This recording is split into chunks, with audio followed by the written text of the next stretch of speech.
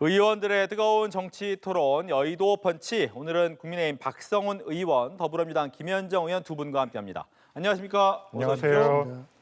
네, 국민의힘 2차 경선에서 김문수, 안철수, 한동훈, 홍준표 후보가 진출했습니다.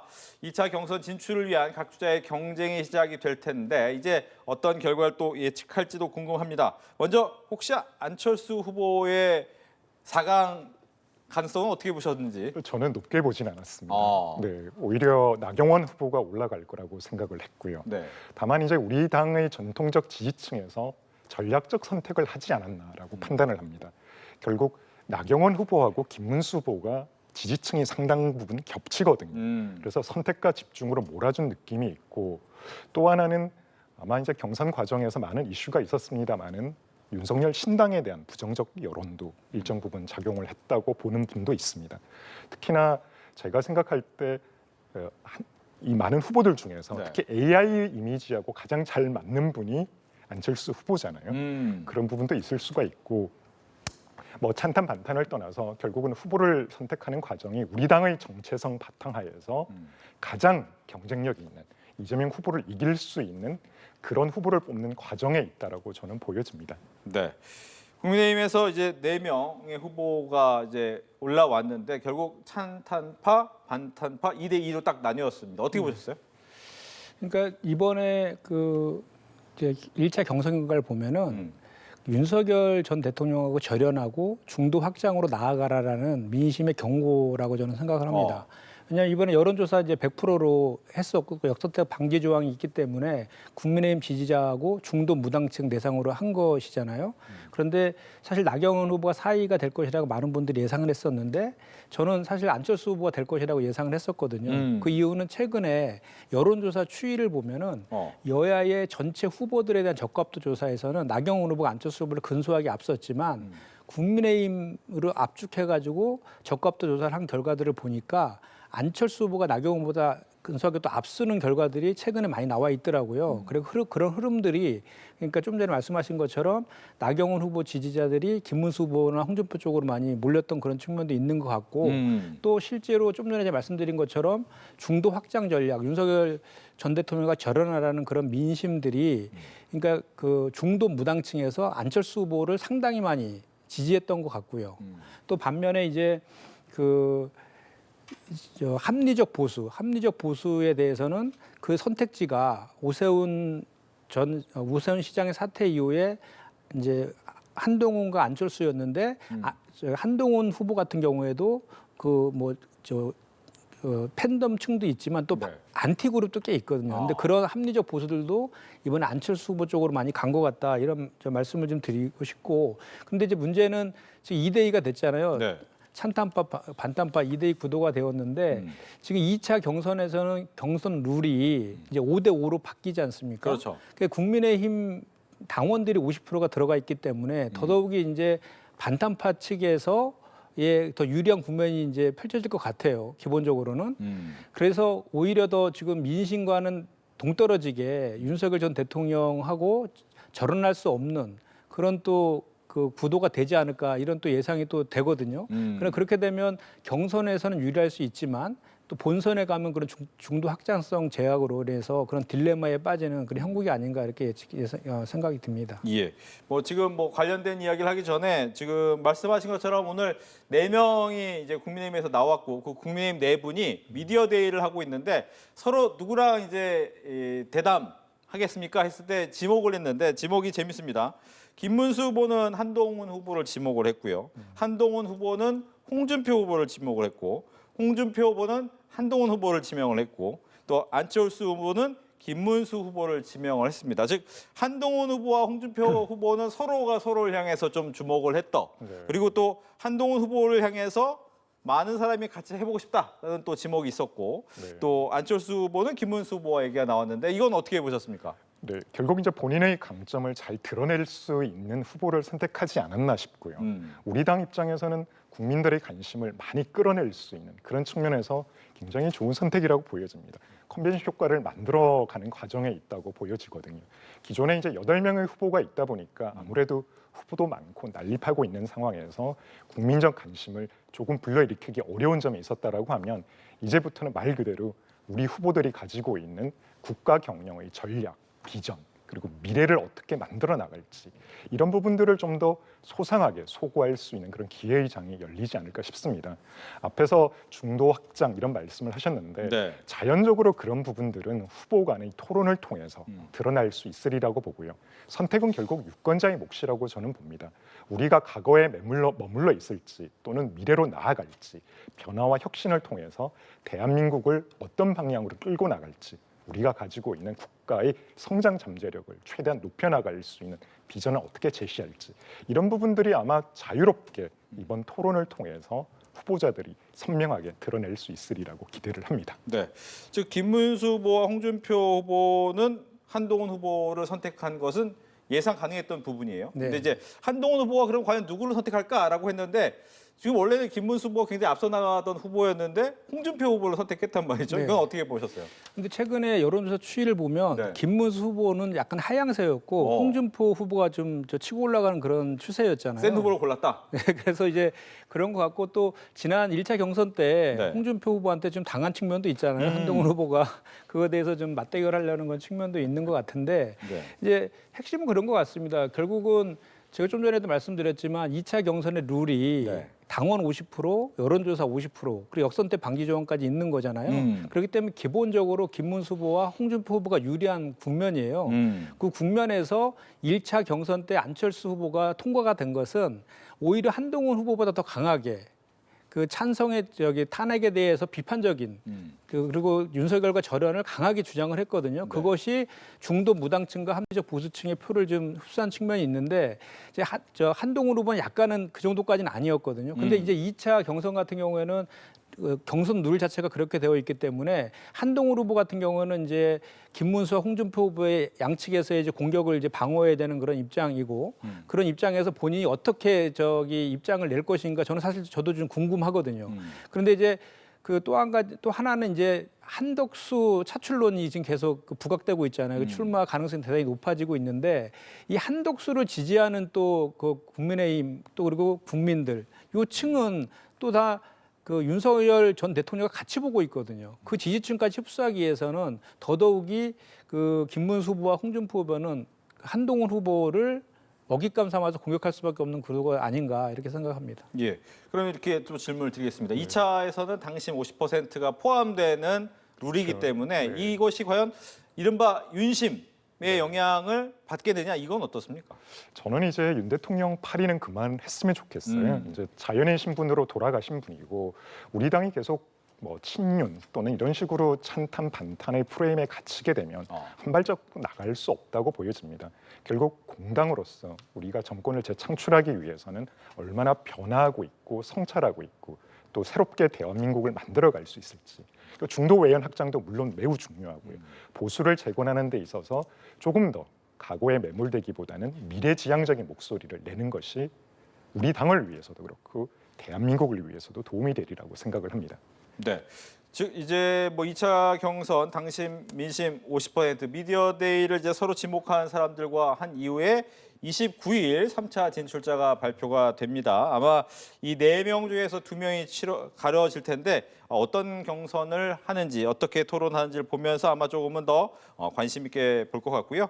민주당 얘기로 좀 넘어가 볼게요. 민주당은 2차 토론회를 진행을 합니다. 근데 이제 분위기 이미 결정 난 거 아닙니까? 뭐 언론에서 그렇게 보고 있는 것 같습니다. 네. 네.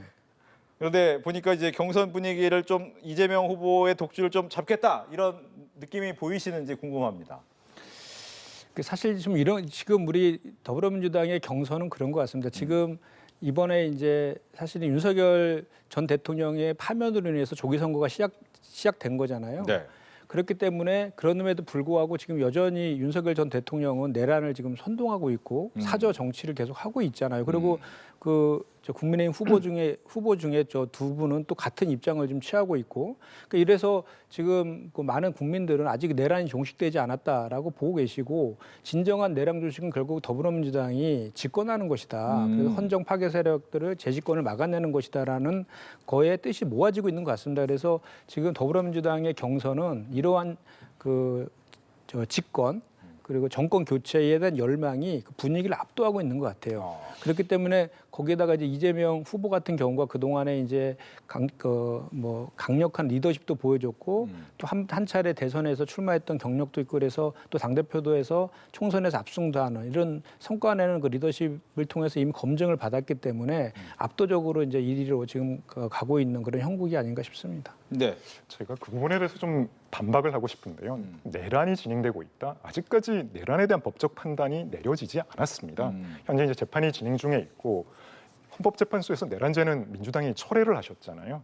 그렇기 때문에 내란이 계속되고 있다. 언제까지 내란팔이 계속 하실 겁니까? 그러니까 대선은 결국 미래의 대한민국을 이끌어갈 대한민국의 성장 잠재력은 무엇이고 성장 동력을 어디서 찾을지 이런 비전을 제시하는 자리인데 끊임없이 기승전 내란을 말씀하시는 것은 적절치 않다는 생각이 들고요. 지금 민주당을 보게 되면 오히려 민주당의 이재명 후보가 과연 90%를 넘을 수 있을지 말지가 관전 포인트입니다. 그러니까 민주주의 국가에서 한 정당의 후보가 90%의 득표율을 기록하는 사례가 있었을까요? 저는 아마 같이 나와 있던 김경수 후보나 나머지 후보들께서 보실 때는 오히려 사실상 대선을 포기하고 오히려 경선 후를 대비하는 게 아닌가. 사실상 이재명 후보의 들러리를 자임하는 게 아닌가 하는 그런 안타까움이 듭니다. 물론 이제 제가 이해할 수 있는 부분들은 있습니다. 지금 1인 정당으로 이미 고착화가 되어 있잖아요. 이재명 1급 체제를 깨기는 굉장히 어려울 것 같습니다. 특히 그 이유가 과거에 지난 총선에서 보셨다시피 비명 행사를 다들 기억을 하고 있어요. 어떻게 보면 본인이 대선 이후에 보복을 당하지 않을까 이런 우려, 두려움도 기재에 깔려 있는 것 같고요. 이런 상황에서 나머지 후보들이 목소리를 낸다. 저는 아마 득표율 5%를 가지고는 오히려 대선 이후에 그분들의 존재감이나 상징적인 의미조차도 찾을 수 있을까? 개인적으로는 좀 회의적으로 보고 있습니다. 저도 좀 한 말씀 드리겠습니다. 그러니까 내란팔이 말씀하셨는데 제가 말씀드리는 의미는 이런 겁니다. 헌법재판소에서 이현적 비상계엄과 내란 행위에 대해서는 판단을 했죠. 그래서 이제 윤석열 대통령이 파면된 겁니다. 그러면 윤석열 대통령이 연루된 이현적 비상계엄과 내란 행위 요거 관련해서는 적어도 본인이나 파면당한 윤석열이나 또는 공당인 국민의힘에서 진심 어린 성찰과 반성, 사과가 있어야 되거든요. 근데 그걸 하지 않았어요. 오히려 윤석열 신당이 지금 다시 나온다는 얘기가 들리고 있고 또 한동훈 차출설 이런 얘기가 나오고 있고 지금 국민의힘 후보들도 지금 찬탄 반탄으로 나눠서 지난 1차 경선 때 보면 오로지 이게 불법 계엄 여부 가지고 서로 치고받고 공방만 했지 않습니까?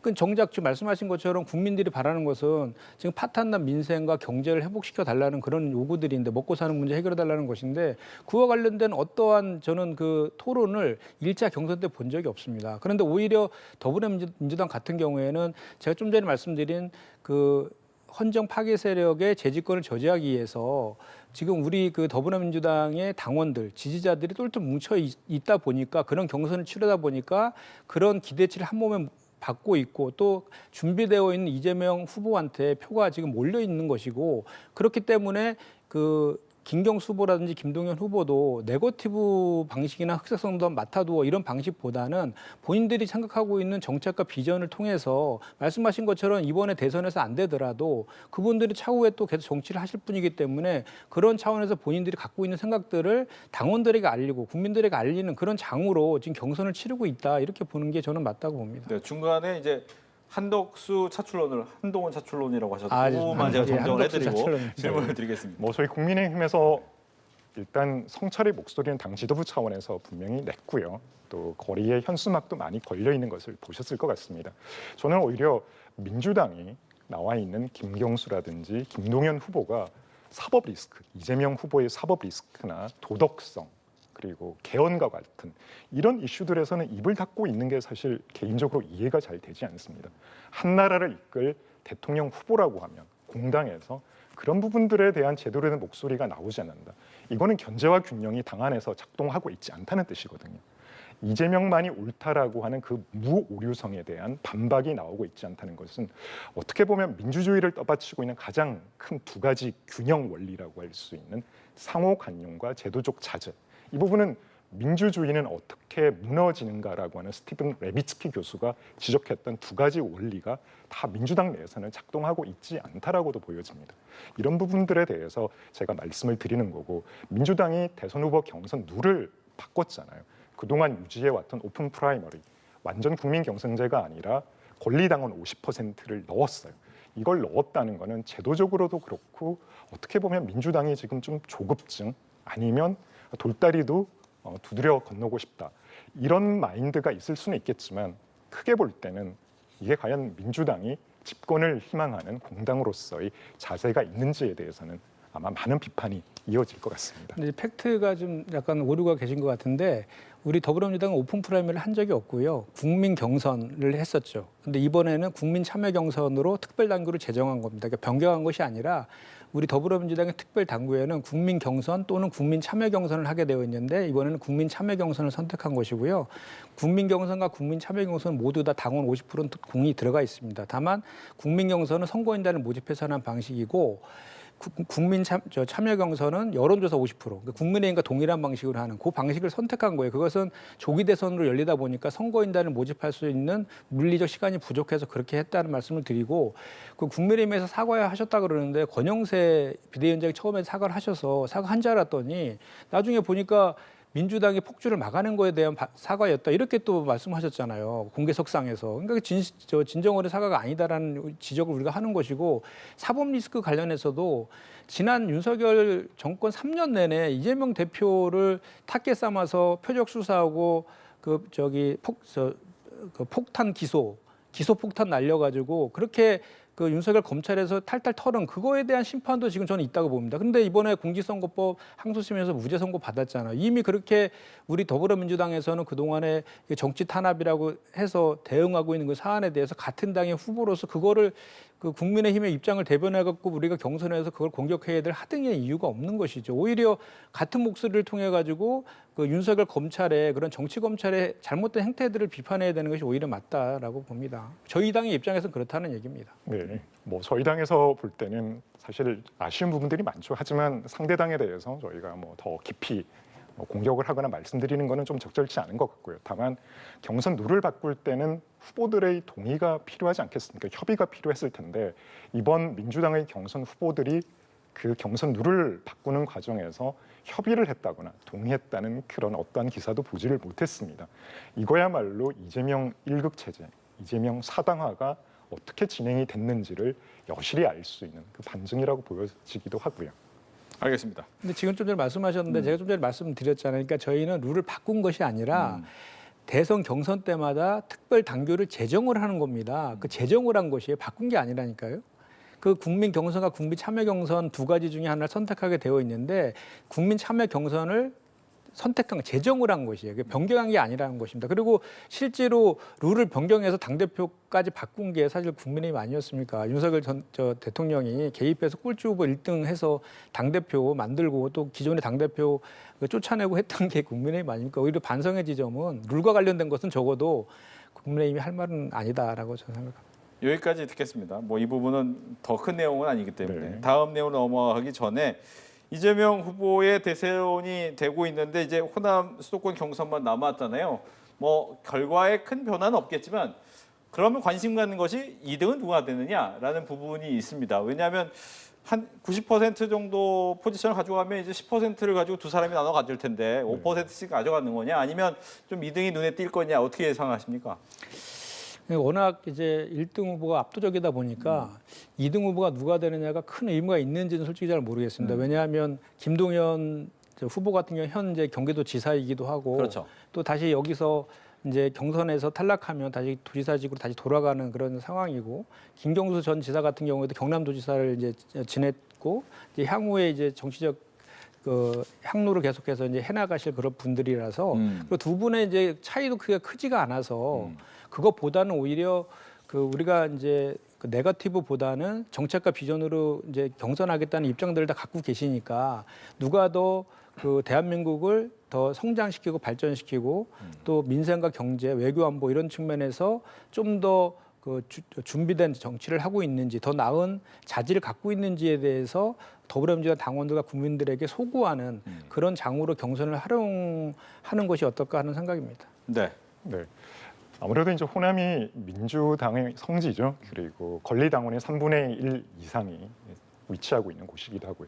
지난 대선 때 이재명 대표가 이기지 못했던 유일한 곳이 바로 호남입니다. 그래서 저도 관심 있게 보는데요. 과연 90% 넘길 수 있을까? 개인적으로는 제가 볼 때 아마 가능하리라고도 봅니다. 하지만 건강한 정당이라고 하면 한 당에서 후보가 90%를 넘는 일은 저는 사실 불가능하다고 보거든요. 다양성이 인정이 되고 각자의 목소리가 분출될 수 있는 그런 스펙트럼이 넓은 정당을 지향을 하는 것이 민주당이라고 알고 있습니다. 그런 당에서 90%. 그리고 2위가 누가 될지 저는 개인적으로는 김동연 후보가 됐으면 해요. 제가 기재부에 있을 때 과장과 사무관으로서 같이 일했던 인연도 있고 또 이분이 가지고 있는 생각과 비전도 잘 알고 있습니다. 하지만 좀 어렵지 않을까 싶네요. 네, 알겠습니다. 네. 그다음에 이제 두 당 모두가 주목하는 사람이 있습니다. 한덕수 대통령 권한대행이죠. 잇따라서 가장 최근의 이야기는 노코멘트입니다. 나올 것이냐 말 것이냐의 노코멘트였는데 분위기는 이제 좀 더 나오는 쪽에 가까워지는 거 아니냐라는 얘기가 많이 들리는데 국민의힘에서 어떻게 보고 계십니까? 뭐 본인 입으로 뭐 출마를 하겠다 안 하겠다 말씀을 하시지는 않았습니다. 네. 근데 저희가 볼 때 이번 대선에서 이재명 후보를 이길 수 있는 범보수 진영의 후보는 누구든지 다 나와서 제대로 된 국민의 심판을 받는 게 좋겠다 그런 생각을 가지고 있고요. 무엇보다도 시대 정신이 통합과 경제 살리기 그리고 국가 정상화라고 볼 때 우리 지금 한덕수 권한대행이 가지고 있는 이미지가 호남 출신이잖아요. 통합의 이미지에도 맞고 또 우리나라 최고의 경제 전문가이기도 하고 또 지금 가장 중요한 미국과의 관세 협상의 골든타임을 지금 직면을 하고 있는데 경제의 컨트롤 타워로서 그런 부분들은 충분히 중도층의 무당층에 소구할 수 있다라고 보여집니다. 또 유심히 봐야 될 부분이 이재명 세력과 가장 접점이 많았던 부분이거든요. 국회에서나 공직을 수행하는 과정에 있어서 입법 폭주 또 30번이 넘는 탄핵 시도 이런 거를 직접 전면에서 보신 분이거든요. 아마 이분이 가지고 있는 책임감 이런 부분들이 본인이 출마를 하도록 그렇게 이끌지 않을까 하는 그런 기대감을 가지신 분들이 많이 있고요. 특히나 삼권 분립이 지금 와해될 지경에 있다라는 그런 위기의식들이 많이 있습니다. 입법부를 장악하고 있는 민주당이 정권까지 가져가게 되면 말 그대로 이제는 통제할 수 없는 권력, 대통령에 대한 제2요구권 자체가 의미가 없어지는 거죠. 이런 부분들, 이재명이 만들어갈 대한민국의 미래를 걱정하시는 분들이 한결같이 한덕수 후보를 출마하시도록 목소리를 내고 있다라는 그런 이야기는 듣고 있고요. 하지만 지금은 우리 당이 경선 과정에 있습니다. 우리 당 후보가 가지고 있는 선명성, 그리고 미래 비전, 그리고 정책, 실천력 이런 것들이 좀 더 전면에 부각이 되고 나중에 자연스럽게 한덕수 추대론이라든지 이런 이야기는 나올 수도 있지 않을까 그렇게 생각을 합니다. 알겠습니다.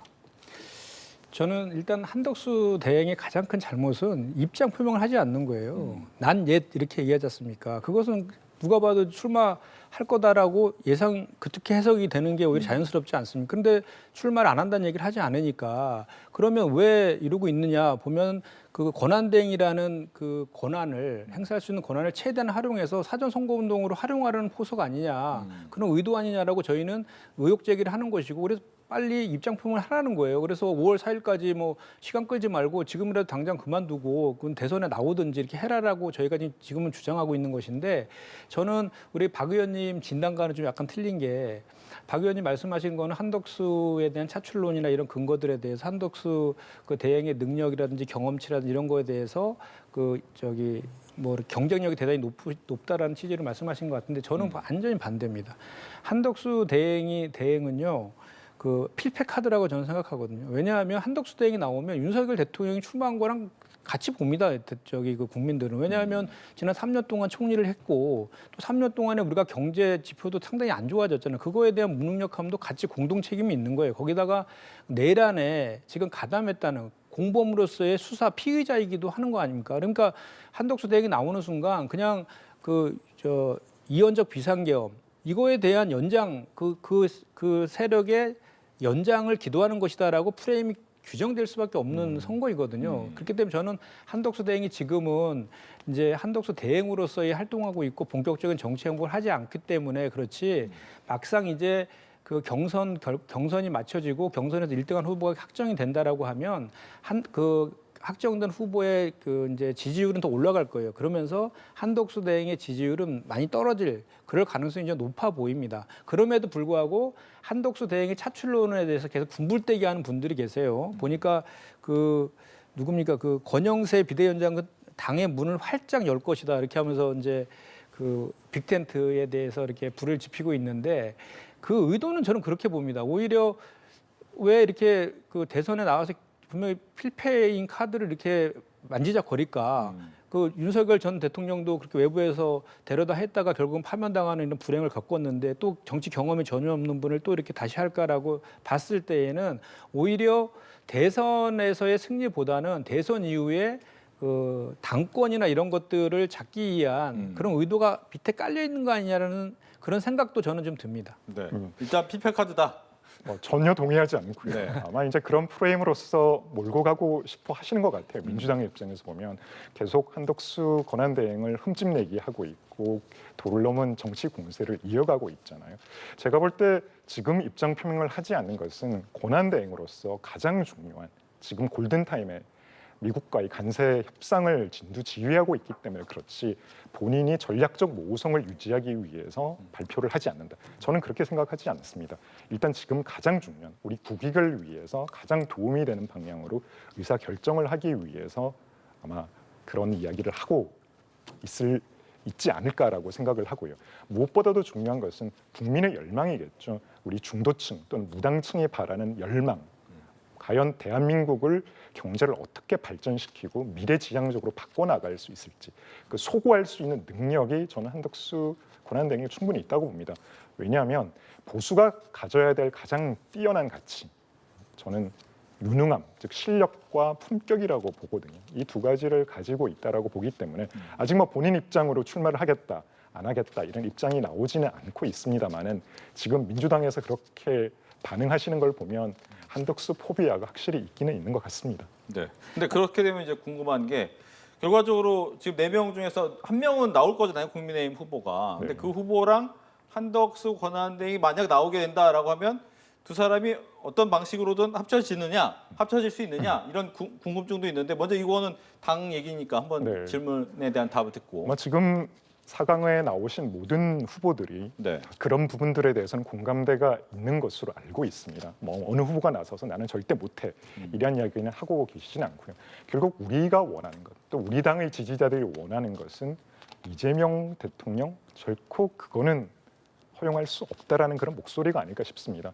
범보수 진영에서도 대한민국이 앞으로 어떻게 가야 할지 지금 AI를 이야기하고 각국의 국가 경쟁력을 이야기를 하는데 이렇게 가서는 안 되겠다라는 그런 공감대를 많은 분들께서 같이 공유를 하고 계시기 때문에 아마 어느 후보가 결정이 되든 아마 그런 마인드는 가지고 계시리라고 보고요.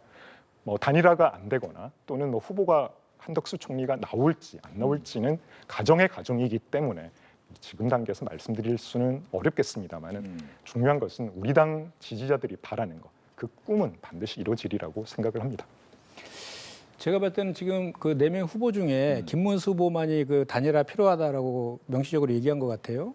그렇기 때문에 저는 그 딱 김문수 후보의 어떻게 보면 경선 전략이라고 보는데 그 경선 룰이 지금 5대 5이기 때문에 아까도 제가 말씀드렸지만 한덕수 차출론 그리고 윤석열 전 대통령을 지지하는 그런 그 강성 그 구구 보수층이 있거든요. 그 사람들은 한덕수도 지지합니다. 그렇기 때문에 한덕수와 단일화를 하겠다라고 선언한 김문수 쪽에 그 표를 더 몰아줄 가능성이 좀 높아 보여요. 그래서 이번 4명 중에는 김문수 후보가 1등할 가능성이 그런 측면에서 높다라고 저는 좀 보여져요.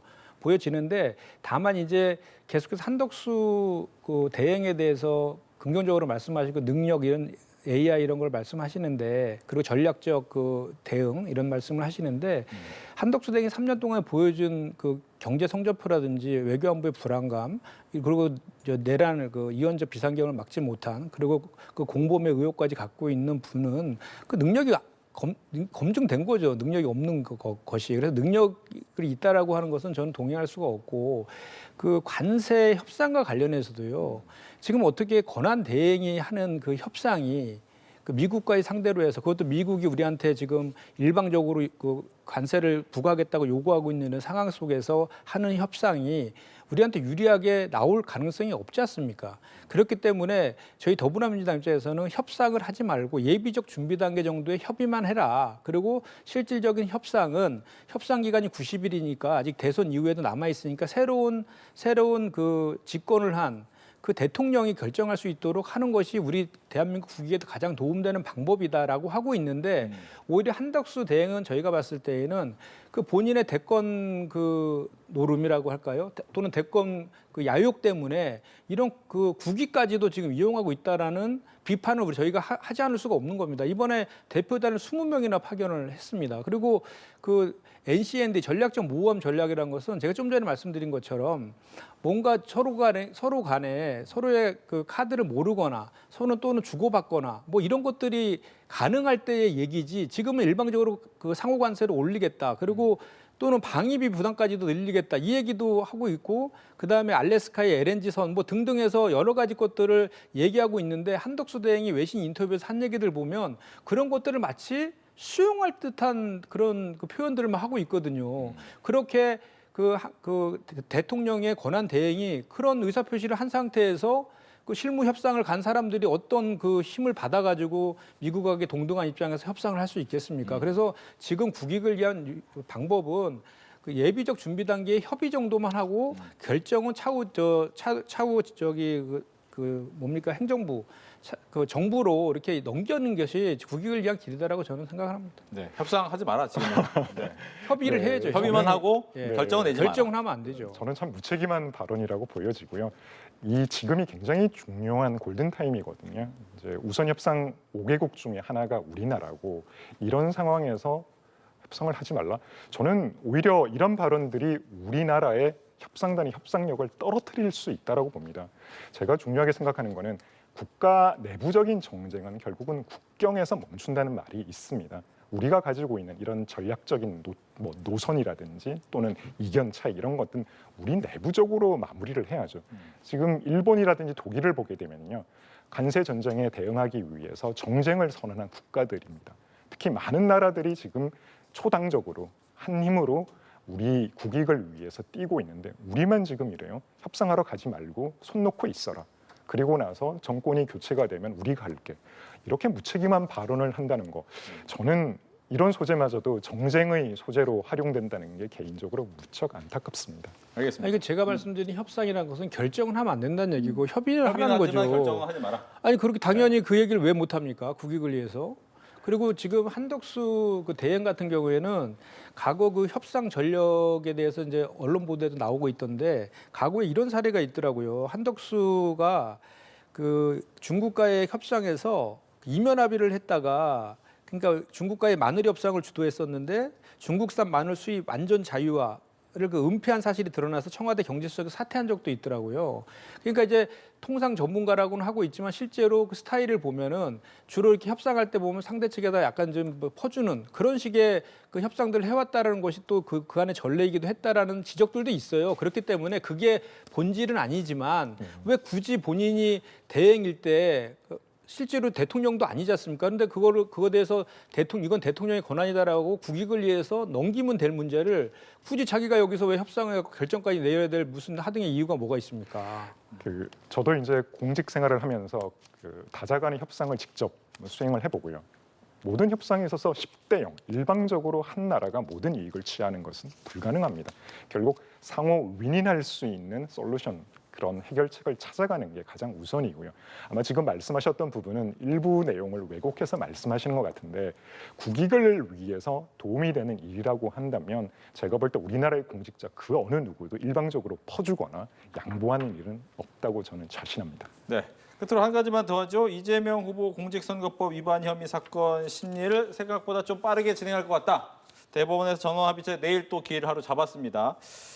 민주당 입장에서는 뭐 이렇게 빨리 하느냐라고 할 수도 있고 또 일각에서는 다 빨리 털고 가는 것도 나쁘지 않다 이렇게 생각하는 것 같기도 하고 어떻게 네. 좀 보시는지. 그러니까 이번에 이례적으로 이제 선례가 없는 이례적인 절차와 속도로 한 것은 맞죠. 그러니까 소부에 배정한 다음에 바로 전원 합의체 그렇죠. 해부를 하고 네. 바로 또 이제 합의 기일까지 한 날에 이게 다 했거든요. 그러니까 통상 소부에서는 서로 의견이 일치되지 않거나 또는 판례를 변경할 때 전원 합의체에 이제 해부하는 게 그동안 통상 관례였지 않습니까? 그 관례를 이제 깬 측면이 있는 것이죠. 그런데 다만 이제 저는 그렇다 해서 뭐 대법원에서 이렇게 전원 합의체에서 그거를 이렇게 전원합의체 상정한 것은 국민적인 관심사도 높고 이 사건이 중요하기 때문에 소부보다는 전원합의체에서 하겠다 뭐 이런 것도 가능하다고 저는 봅니다. 그리고 또 항소심에서 이미 무죄 판결을 받았고 항소심에서 사실관계 하나에 대해서 명확하게 입증되어서 판결을 했기 때문에 그것을 법률심인 뭐 대법원에서 그것을 그 뒤집을 가능성은 저는 없기 때문에 당연히 항소심 판결을 존중을 해가지고 기각될 것이다라고 저는 예상을 하는데 어쨌든 지금 대법원에서 할 수 있는 것은 두 가지인 것 같습니다. 제가 주장한 것처럼 그 기각 판결을 하든 또는 파기 환송해서 다시 고등법원으로 이제 돌려보내든 이런 절차들이 남아 있는 것인데 결국은 그것도 6월 3일 대통령 선거 이전까지는 그 선고가 내려지기는 현실적으로 불가능하거든요. 그렇기 때문에 어쨌든 그 대법원에서 그런 결정을 했기 때문에 그 결정에 대해서 우리가 뭐 지금 왈가왈부할 문제는 아닌 것 같고 좀 이렇게 빠른 속도전도 중요하지만 정확한 그 자료에 대한 그 확인이라든지 또는 법리 검토들도 그 못지않게 공정한 재판도 중요하다 이 말씀 드리고 싶습니다. 네, 굉장히 타당한 결론을 대법원에서 내렸다고 보여지고요. 그동안 이재명 후보의 공직선거법 위반 재판이 실은 1년 내에 끝났어야 합니다. 지금 2년 6개월을 끌고 있고 결국 이재명 후보가 뭐 공시송달을 수령을 거부한다든지 그리고 기일 지정 변경 신청을 한다든지 심지어 위헌 법률까지 제청을 해가면서 어떻게 보면 법 기술을 이용해서 재판을 지연시켜 왔잖아요. 대법원이 굉장히 현명한 판단을 내렸다고 보여지고요. 저 역시 법률가로서 이번 판결을 통해서 대법원 전원 합의체에서 파기 재판의 가능성도 열려 있다고 봅니다. 신속한 결정을 통해서 6월 3일 이전에 올바른 결정이 내려지기를 바라고요. 특히 지금은 문제가 되고 있는 이 허위사실 공표죄 이 부분은 민주주의 꽃이 선거입니다. 이 선거에서 가장 중요한 이 허위사실과 관련되는 공표 이 제목을 제대로 처벌하지 못한다. 대법원의 신뢰와 직결되어 있는 부분이죠. 우리 사법부가 얼마나 국민들로부터 신뢰를 받고 그리고 법 감정, 국민의 상식에 맞는 결론을 내릴 수 있을지 아마 이 부분이 시금석이 될 수 있으리라고 봅니다. 네. 법은 지위의 고하나 권력에 따라서 판단이 다르게 내려져 있어서는 안 되거든요. 제발 올바른 판단이 신속하게 6월 3일 이전에 내려지기를 기대하고 있습니다. 저도 한마디만 짧게 짧게 해주십시오. 하겠습니다. 네. 마찬가지로 이제 윤석열 전 대통령도 불소지 특권이 없어졌잖아요. 그 공직선거법 위반의 시효가 남아 있는데 5건 정도가 고발되어 있는 걸로 알고 있거든요. 그것도 똑같은 잣대로 이재명 대표와 똑같은 잣대로 공정한 재판이 이루어졌으면 좋겠다 이 바람도 얘기해 봅니다. 알겠습니다. 이렇게 해서 두 분과 함께 이야기 나눠봤습니다. 오늘 얘기 잘 들었습니다. 고맙습니다. 감사합니다.